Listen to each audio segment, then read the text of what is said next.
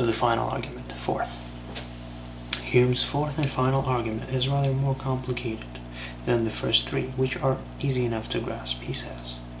Let us consider that in matters of religion, whatever is different is contrary. Okay.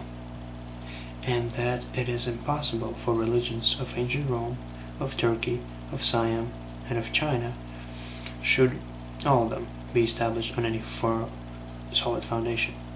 Every miracle, therefore, pretended to have been wrought in any of these religions, and all of them abound in miracles, as its direct scope is to establish the particular system to which it is attributed. So it has the same force, though more indirectly, to overthrow every other system. In destroying a rival system, it likewise destroys the credit of those miracles on which that system was established. What is Hume driving at here? Asks Davies. Basically, he's endorsing the following argument. Adherents of different religions all report the occurrence of miracles as supporting the truths of their respective religions. That's number one. Number two, but all religions contradict each other. Really? Okay. Number three. So a miracle supposed to support religion A should be thought of as evidence against the truth of religion B, and vice versa. And lastly, number four, it follows that we should disbelieve reports of miracles coming from different religions because they cancel each other out. To number four, Davies replies in the following way.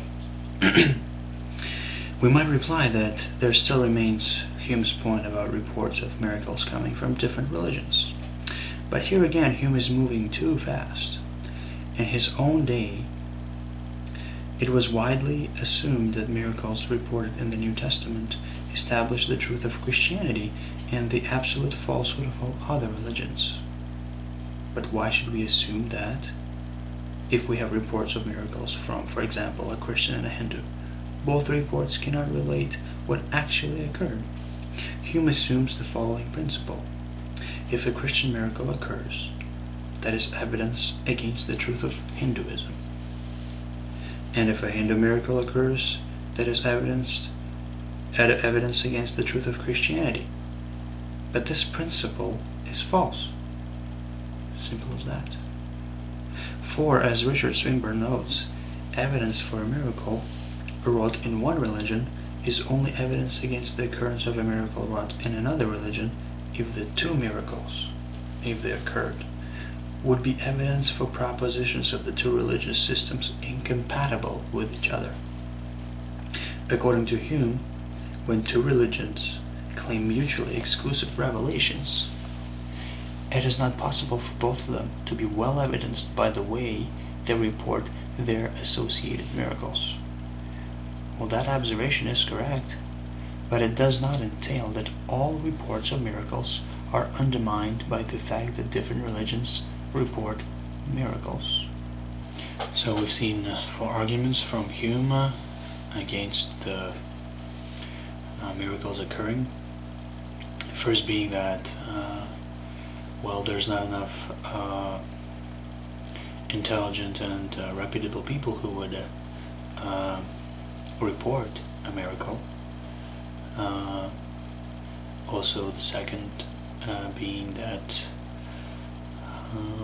people are so naturally prone to look for miraculous that we can't really trust people if they report a miracle. Third being that, religious people, that is untrustworthy. They are after self-interest, and we can't trust them. They're there to back up their religion, and that's why they're biased. We can't trust them. Fourth being that, different religions claim different doctrines, very often contradictory, and they also use miracles to back up the doctrines. Well, what happens that the two, or any two religions' reports of miracles just cancel each other out. Therefore, we again have no good reason to trust the reports of miracles. Well, I hope Davies showed that Hume's view, based on those 4 arguments, is problematic. But I'm pretty sure you're not convinced, right? No. That's why the next video will be about about reason and the probability, or rather improbability, of miracles. So stay tuned.